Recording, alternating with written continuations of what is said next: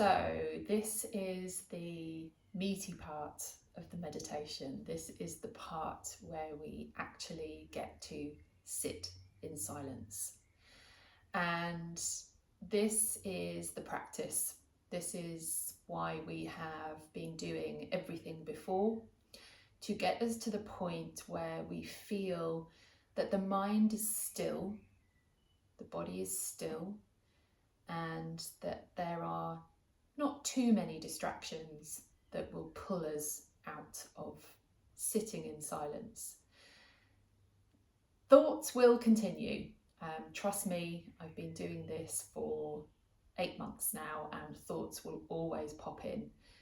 The key is to not get irritated by them, not to get frustrated with yourself, but to simply notice when you are pulled out by thought, and to just make a choice to come back into the present moment.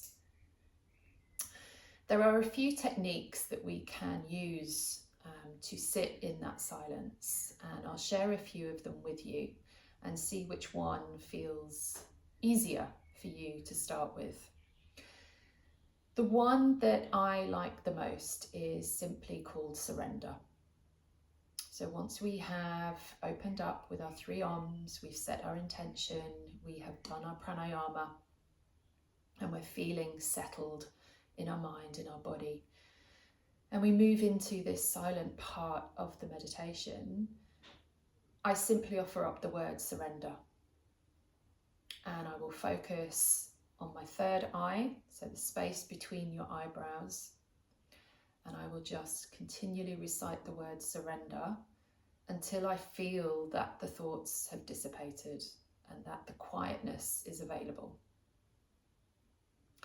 You can expand that to I surrender all my thoughts. You can say I surrender all my body.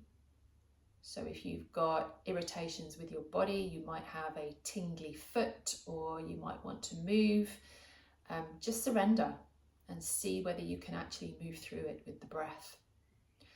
So that's my personal favourite. There are others that you can try too. So there is a technique called watching the breath, or noticing the gap in between the breaths. And that is simply, as you inhale, you pause at the top of the inhale and you just notice the gap. And as you notice that gap, what you may find starts to happen is that you can just sit in that gap for a longer and longer period. So as you inhale and you hold and you pause the breath, the first time you practice, that gap may be 2 or 3 seconds.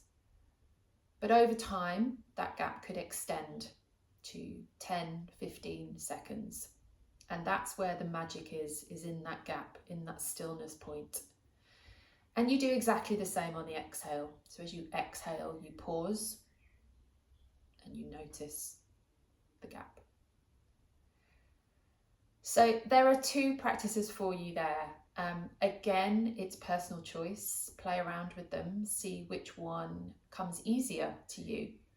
And when we do our final video, our final meditation together, I will remind you of both of these techniques, so that if you are trying one and you're just getting frustrated because you can't access that stillness, then I invite you to try the other and see if that works any better.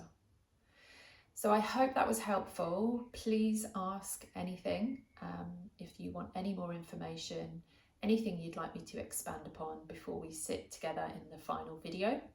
But until then, thank you for watching, and I will see you in the last video. Bye bye.